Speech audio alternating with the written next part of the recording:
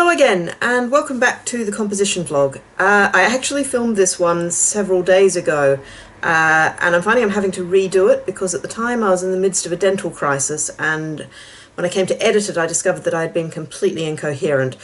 So I'm normally I'd just sort of forge ahead and edit it into some semblance of reason, but yeah, I think that's just going to take a ridiculous amount of time, so I'm starting from scratch and I'm just going to redo this.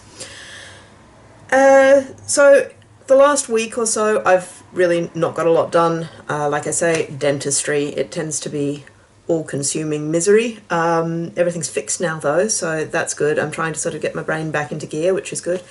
The week between Christmas and New Year I also declared a holiday for myself to kind of make up for the previous 3 months of insanity, which was really great, but of course being a holiday meant that I spent pretty much the whole time doing my tax, doing laundry, cleaning up the house, but I did manage to watch copious quantities of Battlestar Galactica, so it wasn't all bad.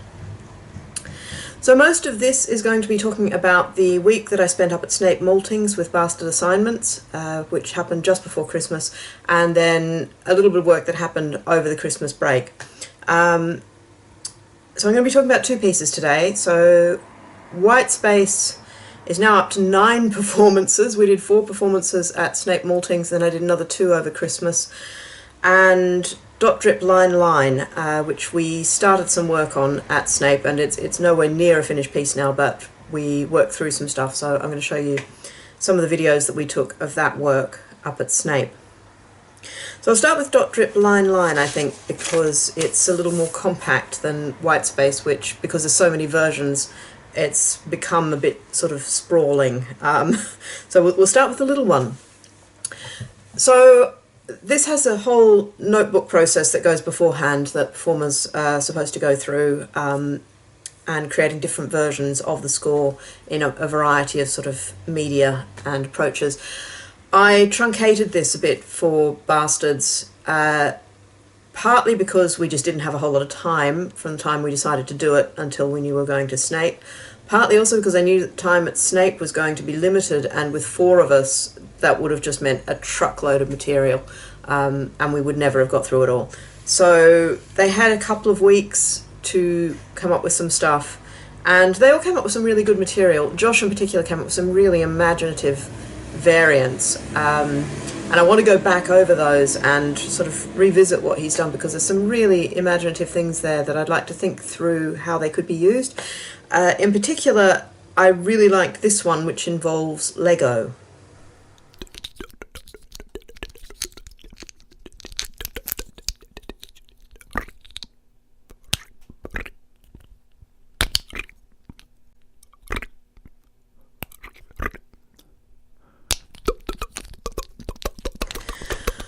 So at Snape we didn't get past improvisation really with this piece, mostly because of time constraints.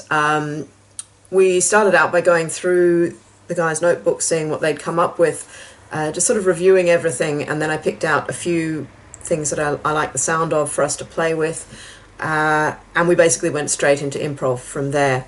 So the sounds I chose to work with, Ed had quite an interesting sort of vocal idea, and he also had a piano figure which I felt could work quite well if it was sort of stretched across the course of the piece.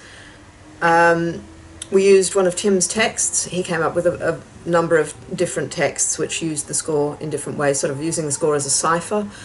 And I used some of Josh's sounds, one of which I asked him to kind of attempt to replicate on the snare drum with an eraser. And Josh had clarinet sounds, and then I just filled in with flute, sort of responding to what was going on.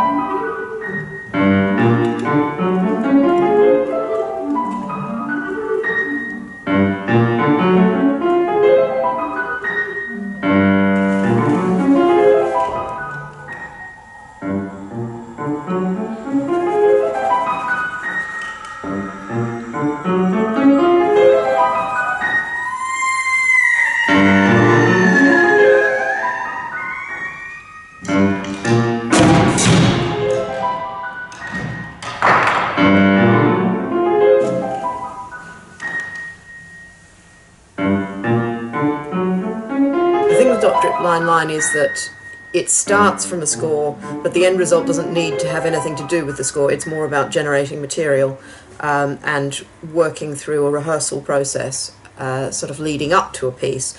It's got very little to do with the actual final piece.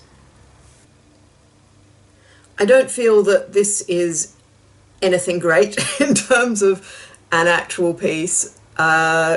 It was a lot of fun to do. It was good to actually test out the sounds in relation to each other to see what I liked, what I didn't like. And it was really, really just a starting point, very much a starting point. And so for the second version, I picked out mostly the quieter sounds to use sort of in a separate improvisation, really paring it back. I won't play any of the second one because we've got a lot of stuff to get through today, but the third one is kind of similar but more refined. And the point that it ended up at was kind of little bits of nothing at all, and then these piano notes which were kind of just like the end of the world. They're so notey, there's so much pitch in there.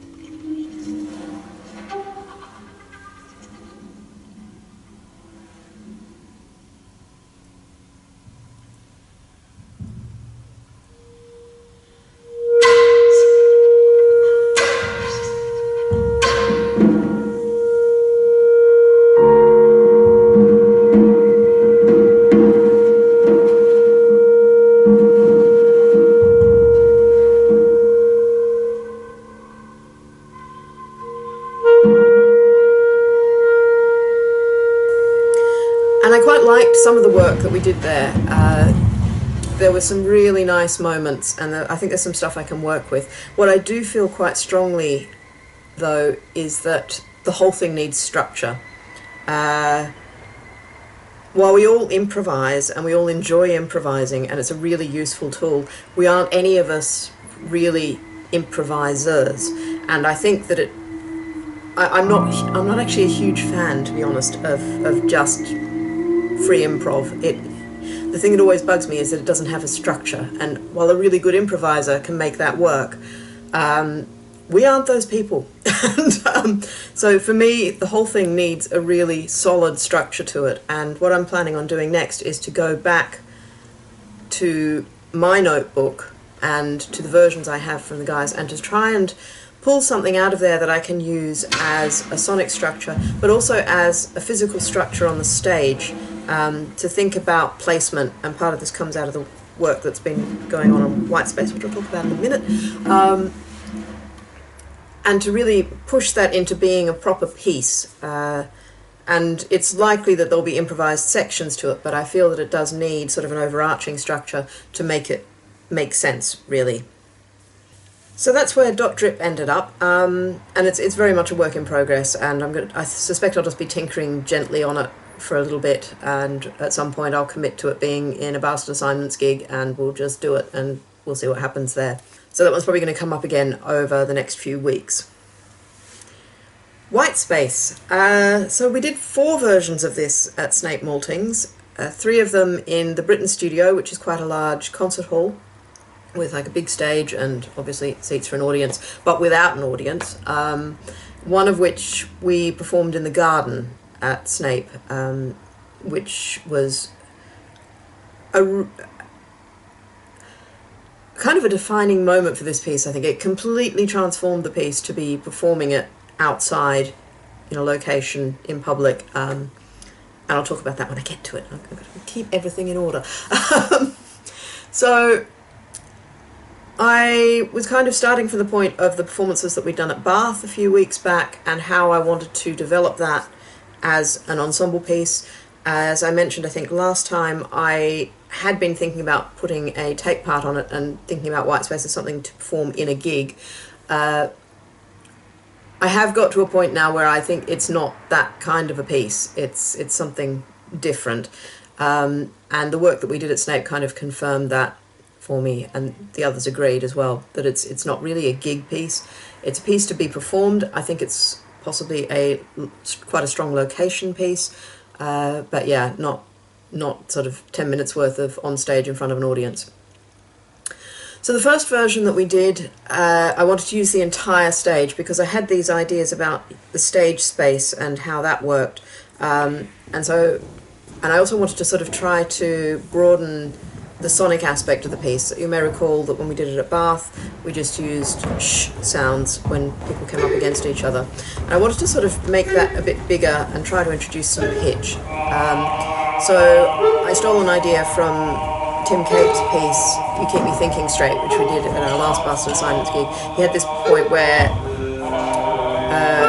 performers just stopped and sort of sang any note. And so I wanted to use that in the same way that the shh had been, that you could just pick any note and sing it as soon as you came up against an obstruction. That version was quite unsatisfactory, I found. It was fun, and we left the drum kit and the piano where they were on the stage from the previous piece because I wanted there to be some sort of physical obstacles, not just people. But yeah, it was really very silly, and it just felt very loose and not terribly strong. It didn't really, I think, tell us very much about the space. For the second version, we sort of followed the lead from the Bath Spa performances and greatly reduced the performance area to be somewhere that also had nothing in it.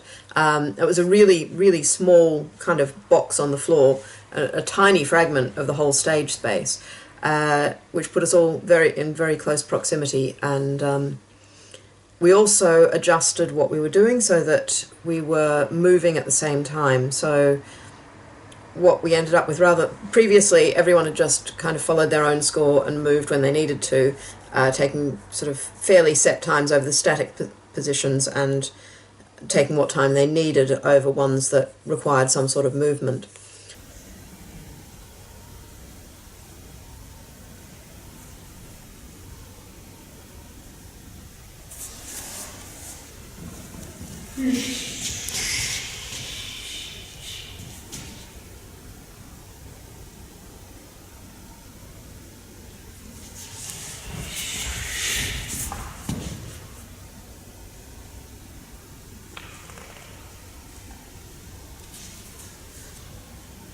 I felt it was much stronger when we all moved together, and it also kind of emphasised the role of the score, which has been gradually becoming more and more important in this piece. So having done that, and we felt that being in such a small sort of area really helped the strength of the piece, and so what we did was we basically took that and we just went outside with it.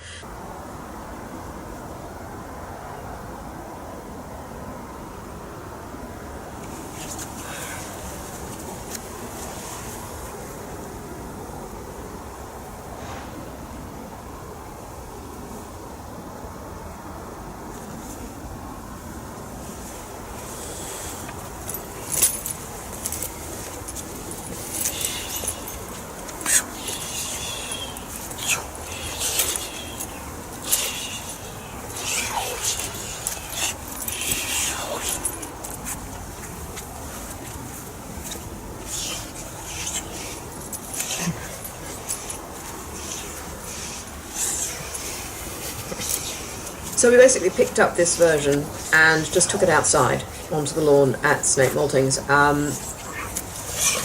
And we laid out a very small performance area. My initial idea had been to use the whole lawn, but I think the experience of doing it on the whole stage, everything just felt so much stronger when it was in a small box. So we took that, and I decided to not have the performance space square onto the camera. I kind of wanted us to feel like, I mean, there's been a lot of thinking about performance in relation to the video frame with this piece as well, and I kind of wanted to think about it in terms of landscape that we were in, as opposed to this is a film of a performance.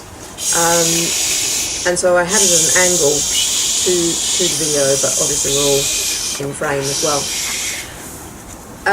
This version I think is probably my favourite version.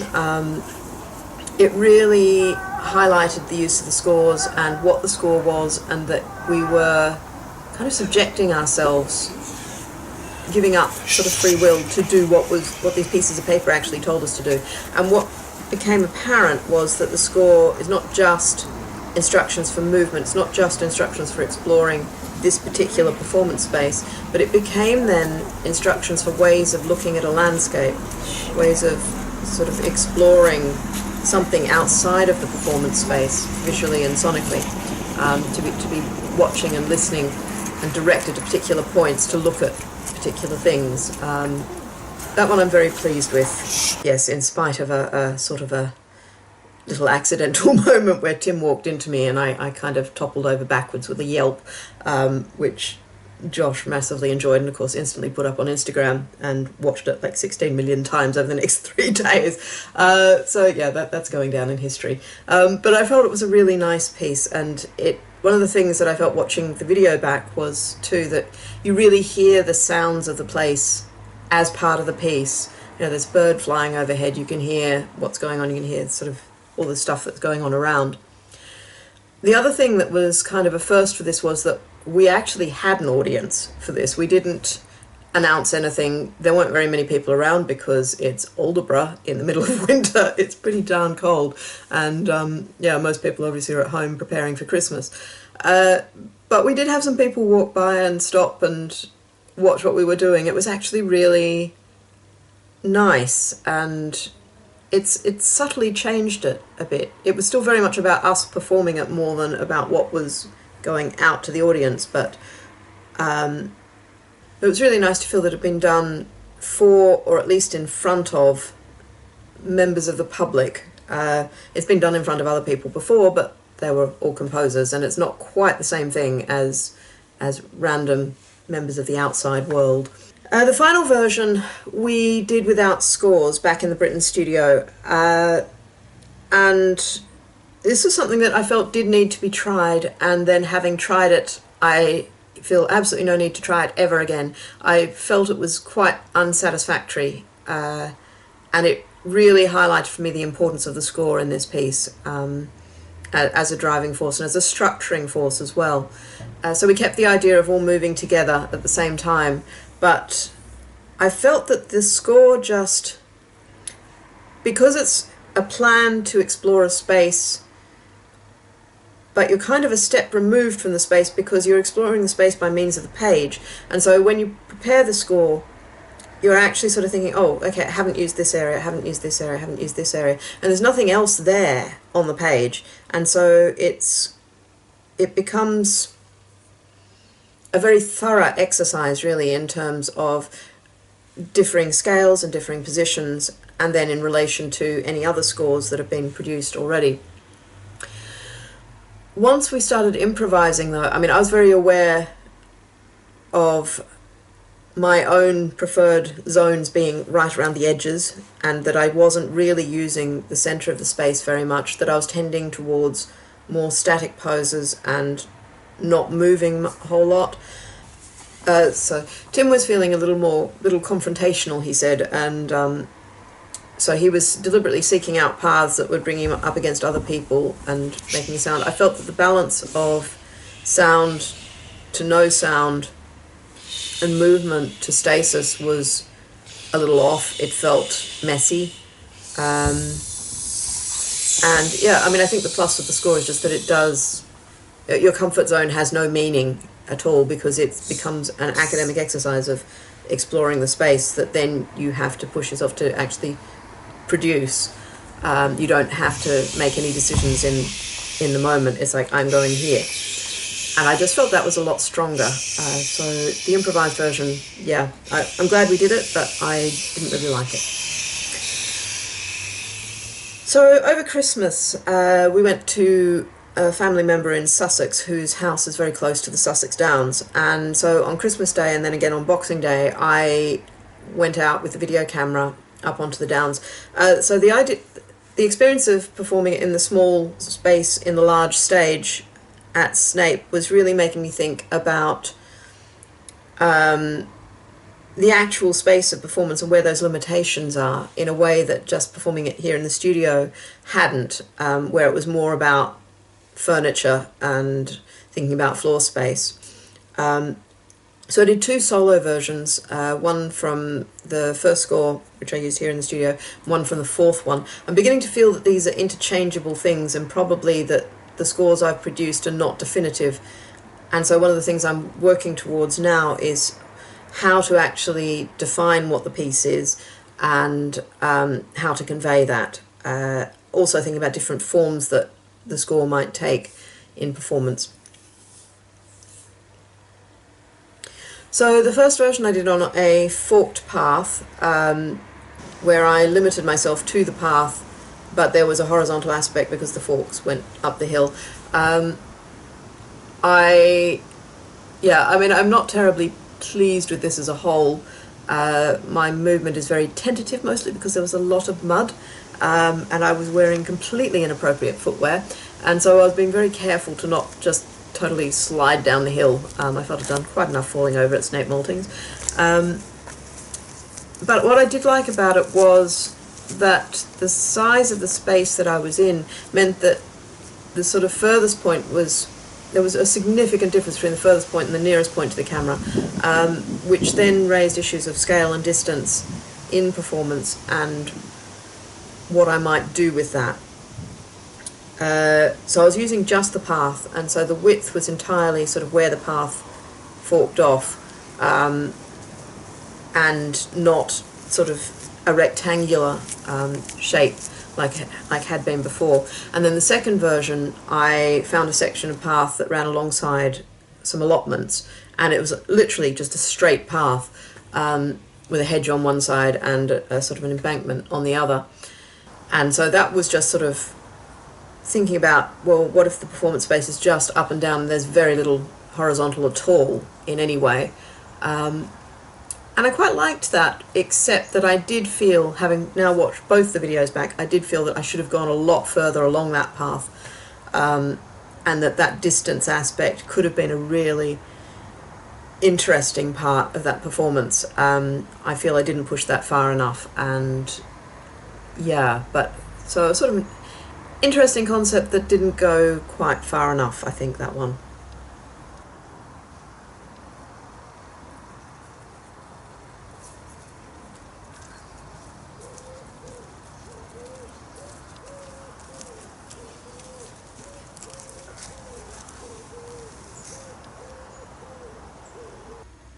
So the next step is to take this piece back into the studio, I think, and see how that changes in relation to the things that have been explored at Snape and in Sussex, and to really think about how all that comes together and what this piece is. And like I say, I need to think about the nature of the piece and what the score actually is, because I'm really thinking that it's not the little books. They're just one way of exploring the space, that the markings in those books are not any definitive way of exploring a space, but more of a principle. So it's very useful for me to do the piece so many times in so many different ways over a short period of time. It's really raised a lot of ideas about this. I feel it's quite strong as a location piece, but it's also still quite a nice and useful thing to do just on its own. This piece has ended up with sort of raising far more food for thought than I ever anticipated it would. I'm actually thinking about writing a blog post about it quite soon, which I'll link below once that becomes available. But I need to work through my thoughts about this piece and the sort of different issues that it's raised, both for my research and in terms of ideas for composition and for performance. And then to think about where that's going to go next. Like I say, I do want to do another version in the studio, but I think it's kind of reaching the end of its moment for performance, and I now need to think about what the next piece is going to be. I've been feeling for a little while like I need a new piece, and I haven't really had any ideas.